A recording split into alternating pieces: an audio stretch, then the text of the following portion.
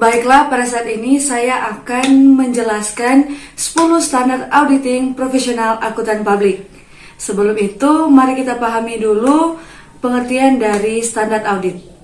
Berbicara mengenai standar audit ini merupakan sebuah aturan yang ditetapkan agar bisa dijadikan sebagai pedoman khusus untuk menilai dan melakukan evaluasi. Evaluasi tersebut merupakan evaluasi mengenai laporan keuangan perusahaan tersebut. Ketika hendak menjalankan sebuah audit dalam perusahaan, harus menerapkan pedoman audit atas laporan keuangan yang ada. Standar audit tersebut terdiri dari 10 standar yang mana dirinci dan membentuk sebuah pernyataan standar auditing atau PSA.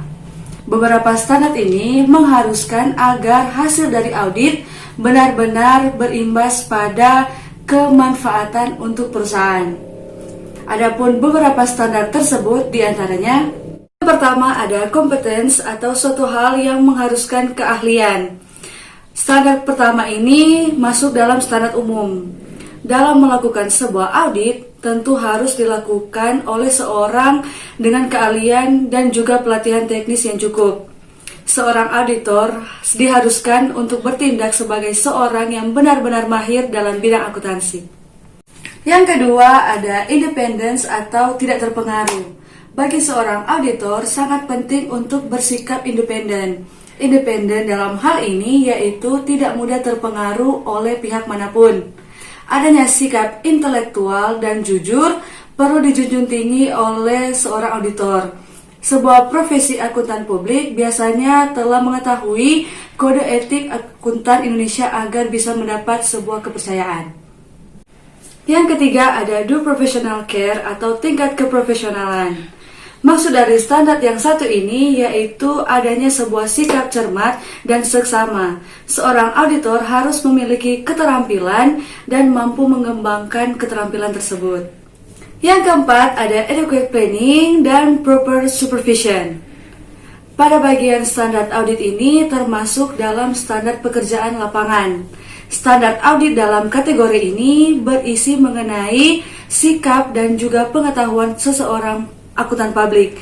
Tentunya hal ini bersangkutan dengan skill yang ada.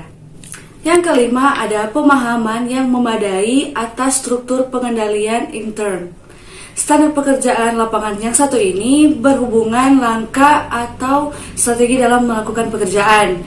Ilmu yang ada akan membedakan hasil dari audit yang dilakukan. Yang keenam, bukti audit yang kompeten. Sebagai hasil untuk melakukan evaluasi, harus ada sebuah bukti. Dari analisis laporan keuangan, tentu akan menghasilkan sesuatu pendapat.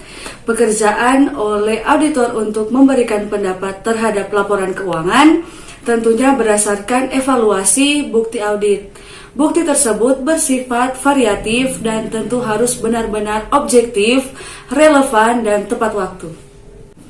Yang ketujuh ada financial statements present in accordance atau sesuai dengan prinsip akuntansi. Pada poin ini sudah memasuki tahapan laporan. Laporan ini menjadi hasil akhir dari rangkaian standar audit. Maksud dari standar ini yaitu laporan audit harus menyatakan telah disusun sesuai dengan prinsip akuntansi yang berlaku umum. Hal tersebut mencakup konvensi, aturan, dan prosedur yang dibutuhkan untuk membatasi praktik dalam akuntansi yang berlaku. Yang kedelapan ada konsistensi in the application atau harus konsistensi. Hasil laporan auditor harus menunjukkan apabila ada ketidakkonsistenan penerapan prinsip akuntansi. Adapun tujuan dari konsistensi ini yaitu untuk memberikan jaminan daya banding terhadap laporan keuangan. Yang kesembilan, isi laporan harus dipandang memadai dan mencakup semua hal. Mengenai standar audit yang ini merupakan bentuk laporan keuangan harus sesuai dengan prinsip akuntansi yang memadai. Baik itu dari segi susunan, bentuk, isi laporan, serta catatan atas laporan keuangan. Yang ke-10 atau yang terakhir ada expression of opinion atau pendapat yang sesuai. laporan audit harus memuat secara keseluruhan dalam standar yang telah ditentukan. Hal ini untuk menghindari kesalahan penafsiran seseorang.